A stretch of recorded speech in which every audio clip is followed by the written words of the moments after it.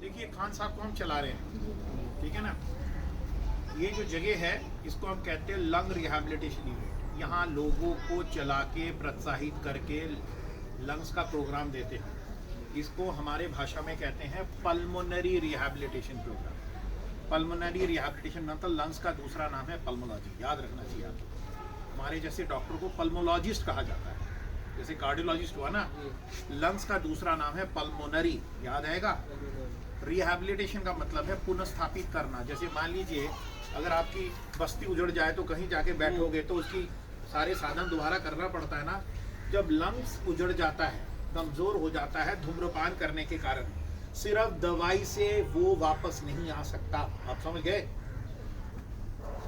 जब सूजन आ गई लंग्स के अंदर 20% 30% दवाई से फायदा हो सकता है, बट लंग्स के अंदर जो खराश हो रही है, सूजन आ रही है, समय के साथ जो लंग्स एक रबड़ के तरह है। ये देखो सांस लिया ना, अब सांस कौन छोड़ेगा? फेफड़ा छोड़ेगा। आप समझ गए ना। हमने सांस ली, लेना आपको पड़ेगा। दिमाग के मस्तिष्क से हम सांस अंदर लेते हैं तो छोड़ता कौन है? फेफड़ा। अगर फेफड़ा कमजोर हो जाए तो छोड़ेगा कैसे? नहीं छोड़ पाएगा ना। वो दवाई से इंप्रूव नहीं करता, तभी इनको तकलीफ हो रही है। अब ध्यान से सुनो क्या हो रहा है। मेरे को देखो, देखो मैंने सांस ली, सांस रोक रहा हूं, इनकी ऑटोमेटिक सांस रुक जाती है क्योंकि फेफड़े की जो रबड़ है कमजोर होने के कारण वो बाहर फेंक नहीं पा रहा। आप समझ गए। दोबारा देखो, ये रबड़ है, इसको मैं ऐसे खींच रहा हूं, वापस रबड़ कैसे आएगा? छोड़ूंगा तभी तो आएगा। तो वापस क्यों आता है रबड़ अपनी जगह? उसकी इलास्टिक रबड़ के कारण, इलास्टिसिटी के कारण। समझ गए। अगर मान लो एक रबड़ ढीला हो गया तो वापस आएगा अपनी जगह? नहीं आएगा ना। यही स्थिति होती है फेफड़े वाली बीमारी, इसको कहते हैं COPD, chronic obstructive airway disease. उसमें मतलब है लंबे चलने वाली हवा नली के अंदर सूजन। सूजन को तो हम दवाई से ठीक कर सकते हैं, जितने भी ये इनहेलर ले रहे हैं। आपको क्यों समझा रहे हैं? बिहार से आ रहे हैं बार बार, क्यों? बिहार में इस तरह की सुविधा नहीं है। हमारे जो सांस फाउंडेशन, जो आप जहाँ बैठे हुए हैं, इसको पल्मोनरी रिहैबिलिटेशन यूनिट कहते हैं। हम यहाँ प्रक्रिया बताते हैं लंग्स की। अब प्रक्रिया क्या? सांस कैसे अंदर लोगे पूरी तरह और छोड़ोगे कैसे? क्योंकि ऑटोमेटिकली दवाई से तो सांस बाहर आएगी नहीं ना। तो उसके लिए दो चीजें याद रखें। ये दो चीजें इनका खिलौना है, ये सांस छोड़ने का, ये सांस लेने का। अब पहली बात मैं सांस लेने का बता रहा हूं कैसे। इस चीज को कहते हैं coach two. Coach two means जैसे कोई क्रिकेट खेलता है उसको कोच की जरूरत है ना। ये है फेफड़े का कोच, ठीक है। अब देखिए इनको मैंने 6 मिनट चलाया, अब हम इनकी ऑक्सीजन देखेंगे। ऑक्सीजन कितनी है? 6 मिनट बाद ऑक्सीजन पूरी है। इसके मतलब है फेफड़ा जो काम कर रहा है बिल्कुल ठीक कर रहा है। आप समझ रहे हो। दवाई काम कर रही है, फेफड़े में पूरा ऑक्सीजन जा रहा है, बट उसका रबड़ ढीला हो गया। तो रबड़ ढीले को कैसे इंप्रूव करोगे? प्रक्रिया से। पल्मोनरी रिहैबिलिटेशन जो मैं आपको सिखा रहा हूं, आप समझ गए। अभी मैंने आपको 6 मिनट चलाया ना हमारे रिहैब यूनिट में, 6 मिनट से कोई ऑक्सीजन की कमी हुई नहीं इनकी। तो इसके मतलब दवाई हवा नली को खोल रहा है, तभी तो ऑक्सीजन पूरी पहुंच रही है। बट रबड़ को कौन ठीक करेगा? इलास्टिसिटी जो कमजोर हो गई उसको कौन ठीक करेगा? उसके लिए चाहिए प्रक्रिया। अब बिहार से आए लोग दूर दूर से आते हैं, यहाँ रहते हैं 5 दिन हमारे ऊपर आके रिहैब करवाने। इधर आप 5 दिन रुकिए, हम सारा प्रक्रिया सिखाते हैं। मनोबल बढ़ाएंगे, खुराक बढ़ाएंगे, लंग्स को तो तरोताजा करेंगे। बट दो चीजें मैं आपको आज सिखाना चाहता हूँ। सिखाना क्या है?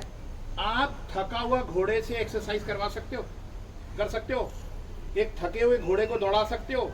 लंग्स हमारा घोड़े के जैसा है, इनका लंग्स थका हुआ घोड़े की तरह है। 6 मिनट के बाद इनका लंग्स वीक हो जाता है। अगर मैं 1 घंटा करवा दूंगा उसके बाद वीक हो जाएगा। समझ गया ना। तो वीक जैसे ही हो जाएगा तो सांस फूलेगी। बट अगर साथ रोज सुबह दोपहर शाम इस तरह की यंत्र से अगर वो प्रक्रिया करे, इनको रुपए में 30 से 40% का फायदा महसूस होगा। क्योंकि सांस बेहतर छोड़ पाएंगे, सांस बेहतर ले पाएंगे। तो इसको हम क्या कहते हैं? Coach two. ये मिलता है। इसमें क्या होता है? कोच, ये कोच बैठा हुआ है, इसकी शक्लें बनी हुई है। यहाँ तक बॉल को ऊपर ले जाना है, हम सबसे पहले छोटा सा नंबर से शुरू करेंगे, मान लो 300 से शुरू कर रहे हैं। अब ये देखिए,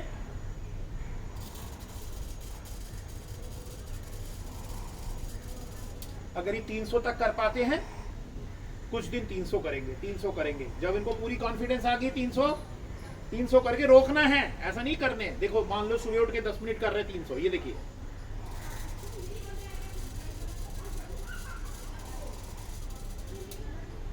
मुश्किल है, एक जगह सांस को जाके रोकना पड़ेगा। आप समझ गए?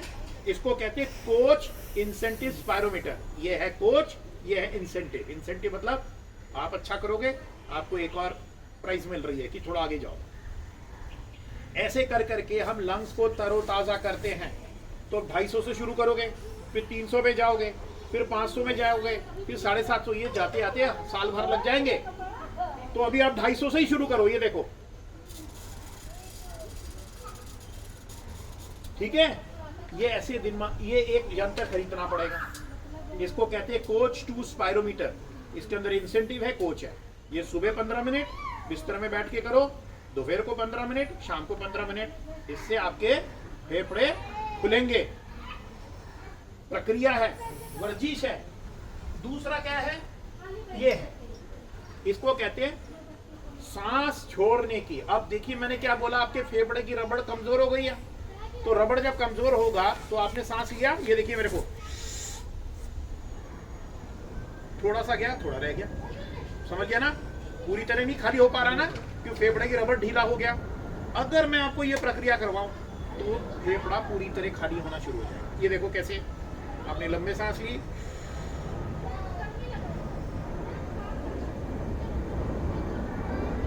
इसके अंदर ये चक्का घूमता है। पहले आप 0 पे करोगे, लोड डाल रहे हो फेफड़े के ऊपर, जैसे जिम नहीं बनाते बॉडी, लोड डालना होता है 0 1 2 3, लोड बढ़ा बढ़ा के सांस छोड़ता है। इसको कहते हैं एकापल्ला डिवाइस, पीप डिवाइस। पीप का मतलब है पॉजिटिव एंड एक्सपिरेटरी प्रेशर, मतलब सांस के ऊपर बाहर छोड़ने के लिए हवा नली के ऊपर ऐसे थोड़ा सा प्रेशर डालो ताकि हवा बाहर आ जाए। जैसे प्रेशर कुकर की सीटी डालोगे तो बाहर आ जाती है ना, ये 2 करना है। कितनी बार करना है? दिन में 3 बार। तीसरा क्या काम करना है? अगर आपके घर पे जगह है, लंबी जगह, 6 मिनट घड़ी देख के 10 बार चलना है पूरे दिन में। कितनी बार? 10 बार। 1 घंटा हो गया। जितना चलोगे, जैसे मैं चल रहा हूं, जितना चलोगे उतना फेफड़ा खुलता है। आप देख रहे हो, जितना चल रहे हो फेफड़ा खुल रहा है। क्यों? फेफड़े को जो धरती का आकर्षण नीचे की तरफ ले जाता है, आप समझ गए ना? तभी हम कहते हैं जितना मोबिलाइज करोगे उतना फेफड़े को ऑक्सीजन ज्यादा मिलेगी। इसको हम कहते हैं मोटिवेशन। अपने आप को मोटिवेट करना है और मोबिलाइज करना है। मोटिवेशन एंड मोबिलाइजेशन, ये 3 चीजें सीखना है। उसके बाद कुछ आहार के बारे में। आहार मतलब जैसे मान लीजिए आप चावल से अगर मछली खाते हैं या चावल से दाल खाते हैं, दाल से चावल खाएंगे, मतलब दाल ज्यादा होगी, मछलियां ज्यादा होगी, चावल कम होंगे। सीरियल को कम खाना ताकि आपकी कार्बन ना बढ़े। ये सारी चीजें आपको करना है। अब अंदर आइए, अंदर आइए। साइकिल खरीद के दीजिएगा उनको। इसको कहते हैं मरीजों का साइकिल। बैठे बैठे साइकिलिंग करना, बैठे बैठे साइकिलिंग करना। लगाइए पैर में पैडल, उस पर डालिए, चलाइए, इसको एडजस्ट। इससे क्या होगा, ये जो पैरों के अगर मसल स्ट्रांग होंगे तो हमारी शरीर में ऊर्जा बढ़ती है। आप समझ गए ना? इसके अंदर कितना कैलोरी बर्न हो रहा है, ऑक्सीजन कितनी है, ये सारा कुछ है, ये एडजस्ट कर सकते हैं। इसको सिटिंग साइकिल कहते हैं। ज्यादा महंगा नहीं आता, आप खरीद सकते हैं। समझ गए ना? जैसे इंसान को वर्जिश करना पड़ता है अपने शरीर को फिट रखने के लिए, ठीक है? आराम से करो, आराम से करो ना, हड़बड़ा के मत करो, आराम से करो, प्यार से, हाँ, हड़बड़ा के मत करो, ठीक है? आराम से इनको वर्जिश करवाना है। क्या क्या वर्जिश करवाना है? चलवाना है, साइकिलिंग करवाना है। आप समझ गए ना? फिर अलग अलग वेट्स है, छोटे छोटे वेट्स होते हैं, इससे मसल्स को तरोताजा करते हैं। हर मसल्स को तरोताजा करोगे ना, छोटे मसल, इससे भी छोटे वेट्स होते हैं। तो वेट्स के जरिए, रिंग के जरिए, बैंड के जरिए मसल्स और जिनको सांस की तकलीफ होती है, आप देख रहे हैं लंबी पाइप है, देख रहे हैं, ये लंबी पाइप लगा के हम ऑक्सीजन से चला, बट इनकी फायदा क्या है, इनकी ऑक्सीजन ड्रॉप नहीं हो रही है, तो इनको पाइप से ऑक्सीजन देने की जरूरत नहीं है। ठीक है, फिर क्या करेंगे, ये देखो 3 चीजों में फर्क क्या है। इनकी हवा नली ऐसी रहती है, जब मौसम बदलता है ऐसी हो जाती है, जितनी छेद कम होगी उतनी हवा रुकेगी। क्या रुकेगी, हवा रुकेगी, तो हवा को बाहर निकालना पड़ेगा ना। एक बात बताओ, एक ग्लास को अगर खाली नहीं करोगे, ग्लास को भर सकते हो? तो उसके लिए प्रक्रिया चाहिए। ये जो हमारा यहाँ प्रोग्राम चलता है, इसको हम कहते हैं पल्मोनरी रिहैबिलिटेशन प्रोग्राम। यहाँ कई थेरेपिस्ट इसको सिखाते हैं। ये तो मैं आपको हल्का सा बताया क्या है। फिर देखिए, जिम तरोताजा करते हैं। सबसे पहले ये देखिए, पैर को ऐसे लगाइए, ऐसे पैर को ऊपर कीजिए, ऐसे उठाइए नहीं, पीछे चले जाइए थोड़ा सा। 1 2 आराम से 4 नीचे सोलो ले जाना। चल 4 करो, स्लो करो, 5 6 7 8 9 10 11। अब मैं आपको हल्का हल्का समझा रहा हूं, ठीक है। अब देखो, हाथ को यहां रखो, इस हाथ को यहां रखो, अंदर जाओ, खींचो, ऐसे करो, अंदर करो। 1 2 3 4, धीरे धीरे, 5 6 7 8 9 10। एक सेट 10 का होता है।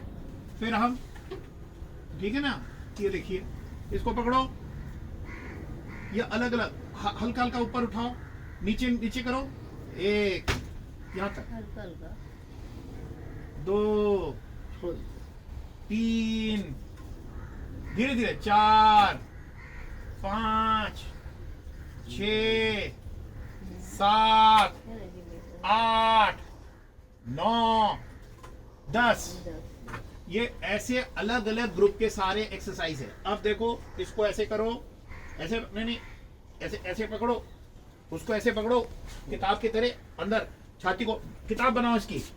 1 2 3 4 धीरे धीरे, 5 6 7 8 9 10।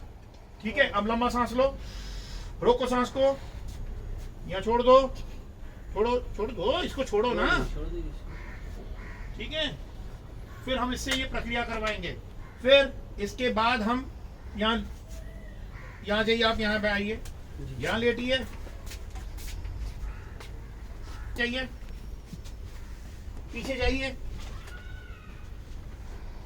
आराम से अपने खाट पे बैठ के पहले लंबा सांस लो, रोको, नहीं लंबा लो, छोड़ो, पहले सांस को छोड़ो, पहले लंबा लो सांस, रोक लो। अब यहां से पेट को दबाते हुए होठों को गोल गोल करो, ऐसे सीटी जैसी, धीरे धीरे छोड़ो। ये देखो, मेरे को देखो, इसको कहते हैं बटुआ ब्रीदिंग, पर स्लीप ब्रीदिंग। पर स्लीप ब्रीदिंग मतलब अगर हम होठों को बटुआ बांध ले तो अंदर की हवा बाहर चली जाती है आसानी से। ये देखो, मेरे को देखो, छाती को फुला लिया ढोल के तरह, एक हाथ छाती पे, एक हाथ पेट पे। अब देखो, जैसे हवा को एक बलून को दबाते तो फुस हवा निकलती है ना, करो, लंबे सांस लो और होठों को गोल गोल करो, समझ गए? ये सारी प्रक्रिया, ये तो ऐसे बहुत सारे। फिर कुछ बैंड से हम एक्सरसाइज करवाते। तो कहने का मतलब है, पल्मोनरी रिहैबिलिटेशन का मतलब है लंग्स की रबड़ जो वीक हो गई वो सुधरेगी नहीं, उसके लिए हम अलग अलग प्रक्रिया से हवा को बाहर निकालते हैं। एक्सरसाइज करवाना, ये आम एक्सरसाइज नहीं है कि जाके दौड़ के आ गए, इसको कायदे से दौड़ाना है, मनोबल को बढ़ाना है, हरियाली रखनी। आपने देखा कितना खूबसूरत बनाए जगह को, ताकि नेचर के साथ जुड़े हुए हैं, ताकि उनको खुशहाली मिले, साइकिलिंग करवाना है, जिम करवाना है, अलग अलग गैजेट से करवाना है। अब नीचे आइए, आप आइए, नीचे आइए, बाहर आइए। ये जूता गलत है, आपको कपड़े के मोटे वो जो स्पोर्ट शू पहनना चाहिए जिसको आराम मिले, जैसे बच्चा पहना हुआ। अब चलिए आराम आराम से, हड़बड़ा के नहीं, आराम आराम से चलिए, आराम आराम से चलिए। वापस आइए, वापस आइए, आराम आराम से चलिए, वापस आइए। हाँ चलिए,